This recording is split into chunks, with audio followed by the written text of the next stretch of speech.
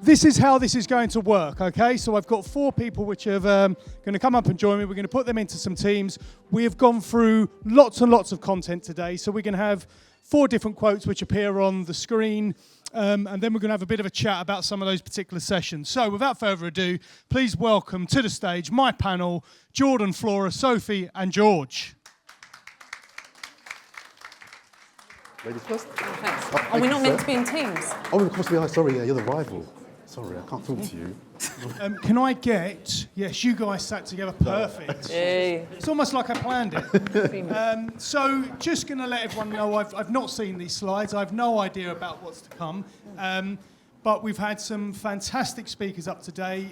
We had a Rugby World Cup winner, no less. But I can tell you right now, you're going to trump that by letting people know that you've been on this quiz show. So congratulations.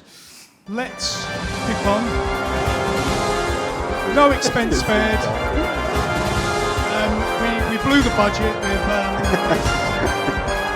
I made it myself.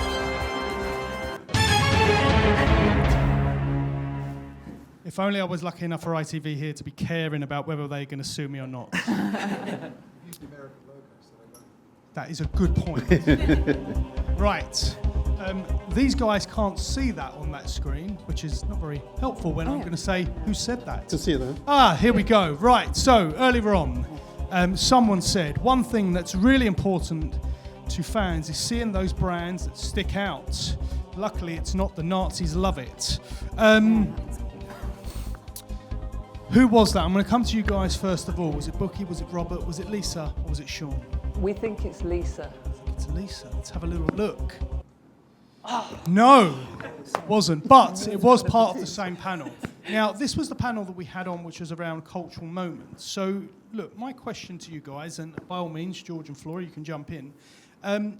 What are the cultural moments that you think advertisers should best align themselves with, and what's the things that you think that are going to be a standout in 2025? So what are the cultural moments that you think fans should align themselves with?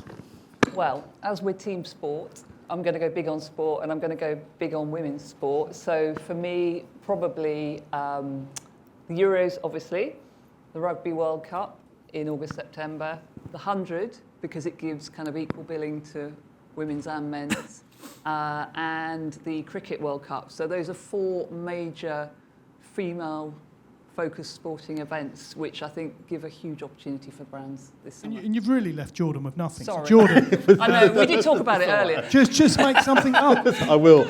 I'd echo the women's Euros this summer, mainly because in a summer where there's no men's major tournament or Olympics or Paralympics, it's an opportunity to really maximise the attention that's going to be on the Euros, and to be creative with how you activate a generation of young girls and young boys into why women's football is so good.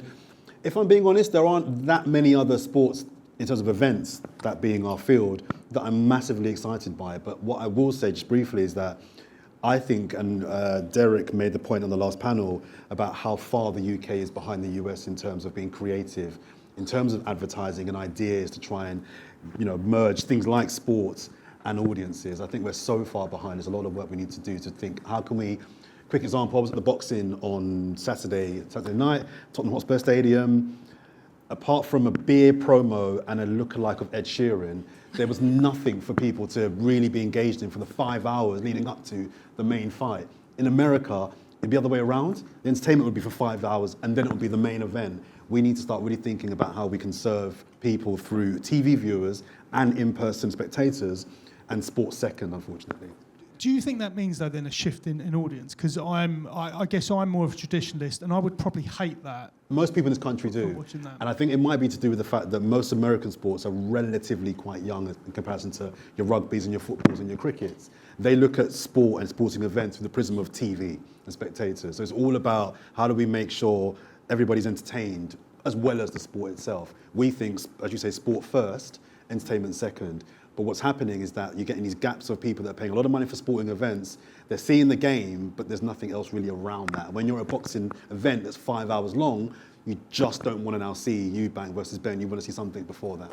Yeah. Is that arguably maybe why there's been the likes of Misfits boxing and the Sidemen filling out Wembley. Is that almost the entertainment It is. side It's of entertainment sport? first, sport second. And as a sports guy, that hurts and kills me too. But it's the way we're going. And advertisers need to be very creative about how they can work with brands and events to serve their audience beyond just an hour's worth of great sport. George, Flora, I guess as team audio, music certainly fits the bill there. Anything on your radar that you think we should be aware about? I don't have an audio one. I've got a media one in general, which is just Traitor's Celebrity. I'm super excited about. But you know, those kind of big tentpole media moments throughout the whole calendar. So at MG we create rhythms maps to be able to identify different audiences and what are going to be their big moments that they're going to find really interesting. One of the things we've been looking at is for diversity and inclusivity planning is actually different audiences and those moments for those audiences. So for example, for me, I really want to do something with pride. I think there's a great opportunity if we can do something really authentically. So I think there's loads of little opportunities throughout the year as well as the big, obvious sports ones. Yeah, I completely agree. I think we're seeing that people want joy and positive escapism and also real moments and kind of aligning whether that comes through the big things like, you know, the big sporting occasions or Eurovision, or whether that is through new different things like the Sidemen selling out Wembley Stadium for a football game with iShow Speed. Like, I think it's joy and escapism. I mean, that still baffles me, and anyone that was here watching the game in session earlier saw a sold-out stadium of esports that I'm too old. I don't understand. Okay, so unfortunately you didn't score in that round, so you've let yourself... We didn't? No. Is there a prize? Yeah, what's the bragging rights? Let's go to the next question. It's all about the taking part, George. Yeah. So, you have to create thumb-stopping content. Did Katie say that? Did Ed say that? Did Trevor say that? Or did Jasmine say it? I think it's D. I think it's D. I think it might be Jasmine. Sure you don't want to phone a friend? Who's our option? Can we pick anyone in the audience? No, you don't want to phone a friend? That's all. Actually, yes, that is a good way, yes. By all means, pick someone. I think Drew might know. He's from MG. What do you think it is? He thinks it's C. I'm going to go with... We're locking in Trevor, aren't we? Yeah. Final answer? Yeah. Oh. You played your card right. Yes. I watched that session. So this was We knew that. the Future of Audio and Sorry, Entertainment business panel. Yeah, you're right. It was Trevor. Oh, but it was C. Okay. Oh. We So were it was- right. We were right. We were right. Say right. no We were expense was spared, and Yeah. I made it Yeah. myself. We're one step closer to Come the on, I'm a prize. busy man, for crying out loud. I've been running around all Right. So sleeping day. attention. My question I'm going to put to you, if anyone cares anymore, is what audio or entertainment platform excite you the most right now and why? Are there any emerging channels that you think could make a significant breakthrough in 2025? You want to go? Yeah, I mean, I'm going to say audio. I do think that audio is going to have a really exciting year or two, and the main reason, I think there are several reasons why. One, from a commercial point of view, that I think is really exciting, and I'm so sorry because this is a horrible phrase that I'm about to say, but I'm about to launch a new podcast. Oh dear. But it's all boo about if you AI. want, It's it's all about AI, and I don't know much about AI, and I'm learning a few little bits and pieces. But the one area which I do know a touch on is in the audio space, and I do think there could be some very interesting, there currently are some very interesting advancements going on in terms of making audio advertising accessible to especially SMEs, but the smaller businesses who right now, if they want to invest in doing some marketing, quite often they feel trapped with Alpha and with Meta. And AI is going to basically break down the barrier. It's going to make it a lot more affordable to, whether that's through kind of synthetic voices and synthetic creative and synthetic planning. And I don't think this is something which is going to, I don't think it's something for big brands necessarily, but for the smaller brands, it's going to open up the ability to advertise in digital audio without having to spend a lot of money. So I think that's quite exciting. And I actually think we talk a lot about, the societal damage that social media can do, and it's not all social media, but we're seeing we're hearing a lot about that at the moment. And actually, as an industry, being able to create and offer an alternative to investing in that, I think, is a really good thing. Yeah. How are you finding that, Flora, from your side in agency? Is there older channels re-emerging back onto plans? So we were discussing this earlier, and I genuinely actually do think that 2026 could be the revival of radio, like a big moment for radio specifically, and going into podcasting. There's quite a few different factors that I think could lead to that. So trust epidemic, we all know about that, especially in media. Fake news, radio is a great antidote to all of those things. Positivity, which you've spoken about, purpose marketing and spending your budgets in a purposeful way. And I think that audio in general can be a great way of doing that for the consumer specifically, because it is really great for your mental health, generally, to be listening to podcasts, although some of the topics earlier maybe not so much. But generally speaking, like screenless time, and that's another interesting point around the fact that we're doing so many videos to go alongside podcasting, but actually, one of the benefits of audio is that it is screenless, so that there's an interesting kind of situation going on there. LHF is a great opportunity for audio in general. So there's a lot of different factors going on in the marketplace, which I think actually mean that audio could have a big, big moment, which I think it deserves. It's been a while. The other factors are that creators are having a huge moment, and radio is like the original influencer, and podcasting is like its baby. So I think that there's a huge opportunity there to kind of steal some of the revenue from creators where big budgets are going into.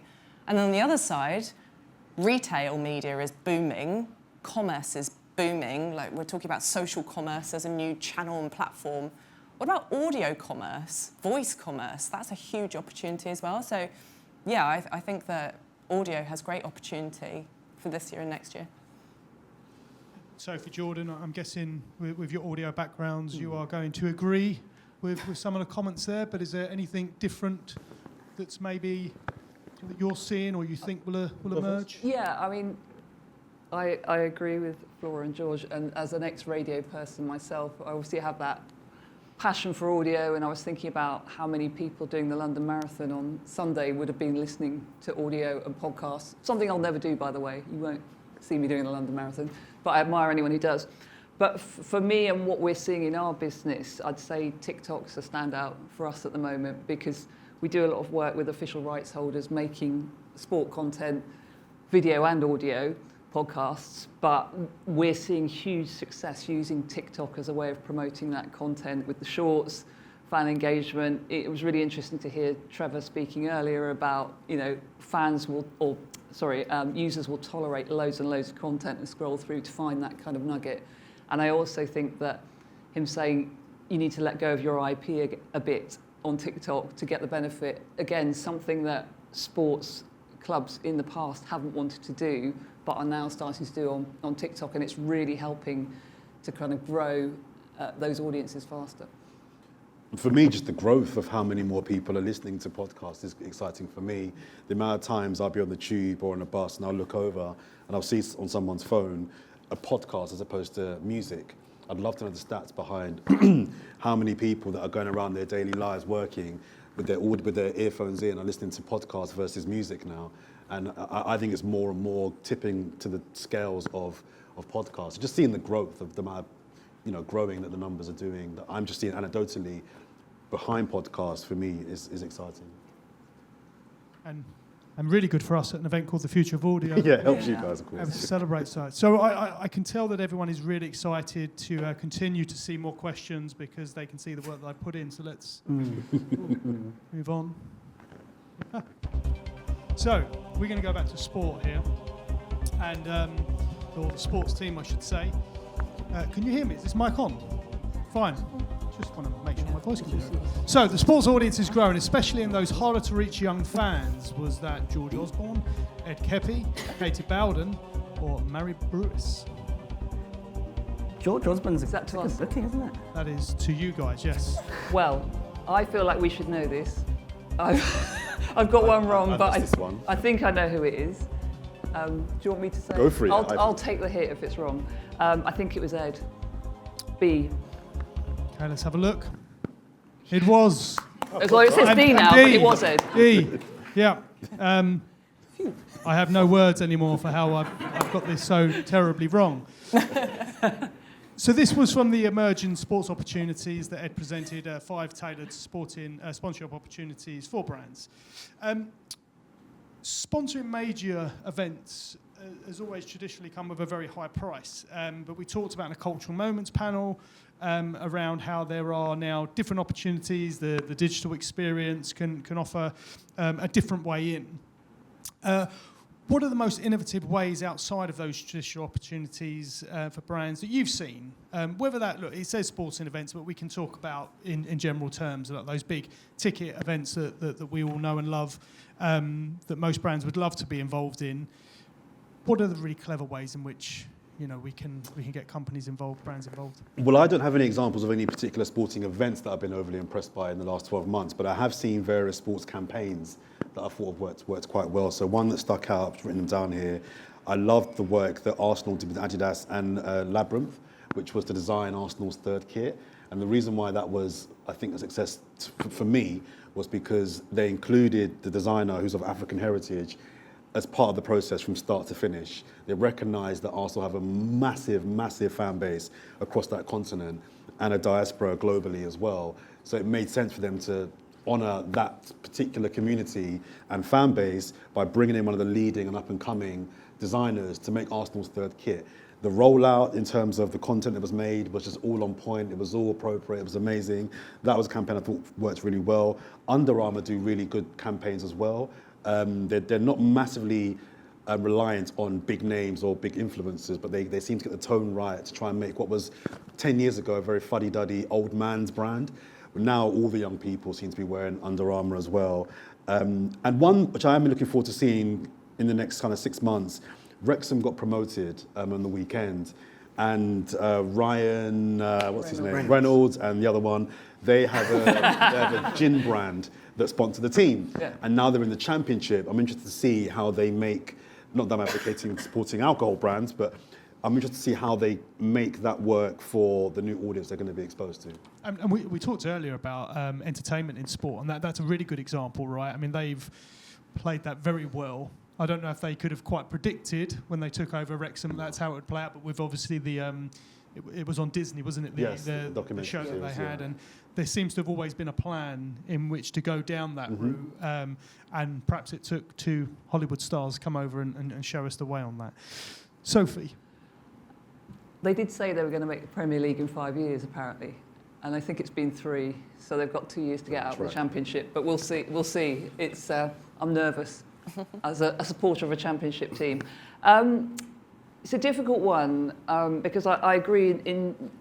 In recent times, there aren't that many great examples. There's probably 2 things I want to say. The Sidemen example, I thought was fantastic because, to me, particularly in the podcast world, podcasters are really influencers and should be treated as such. And that was a group of influencers, in effect, selling out Wembley Stadium. But what was interesting for me watching it was seeing all the brands that were coming up on the perimeter advertising and on the shirt fronts were brands that they associated with, a lot of them US brands that you wouldn't normally see, you would see on YouTube, but I was watching it like a sort of UK TV football match at the time. And so I think what they did was phenomenal. But where I think the opportunity is still for brands right now is around sport. There is so much content, so you don't have to be paying 5 million quid for a sleeve for a Premier League club. You can buy around it, and often the fan casts, if you like. So Liverpool have just won the league. The Anfield Wrap has a much bigger audience than the official Liverpool podcast. So for fans who want to do something integrated and buy into that passion, they should be buying around the clubs and around the events in all the other content channels that are available. And they do an amazing job on video, on social. They'll do live events, and their fans will follow them all over the world. So I think that's a missed opportunity at the moment for lots of brands to buy into. Sorry, just to quickly add as well, just we're getting better at it, but we're still not trusting the people that know their audiences to lead on campaigns. The campaigns that do the best are the ones that are led by those that know their audience. So bring those people in that know their communities and audiences to lead on their campaigns. I'm still seeing too many advertising brands thinking they can reach an audience with their ideas, and it's like, you know nothing about this. Spend millions of pounds and get it wrong and wonder why. The ones that do well, the ones that bring in the people that understand we're trying to reach that particular audience. Okay.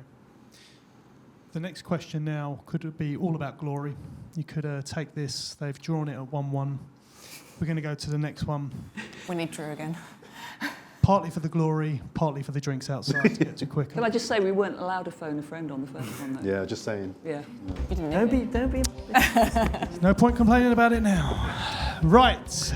What we're seeing from UK consumers is an implicit trust with podcasts. Did Derek just say that? Did Ed say it? Did Tom say it? Or did Molly say it? Steve, I'd like to play our 50-50. You don't have one. Sorry. Yeah, and I don't know the answer, so I can't even help you out there. And also, I've got all the letters wrong as well, so who knows what's going to come up. It might not even be their quote.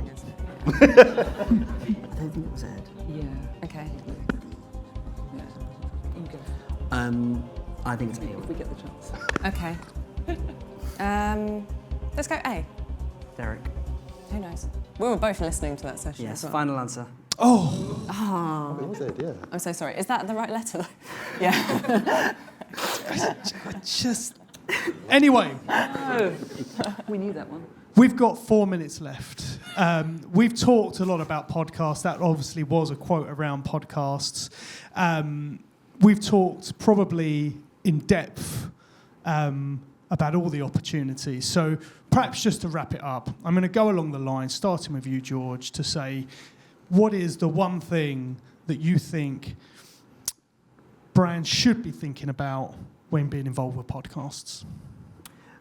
I think aligning it with kind of a 360 approach, which we've heard a lot about today.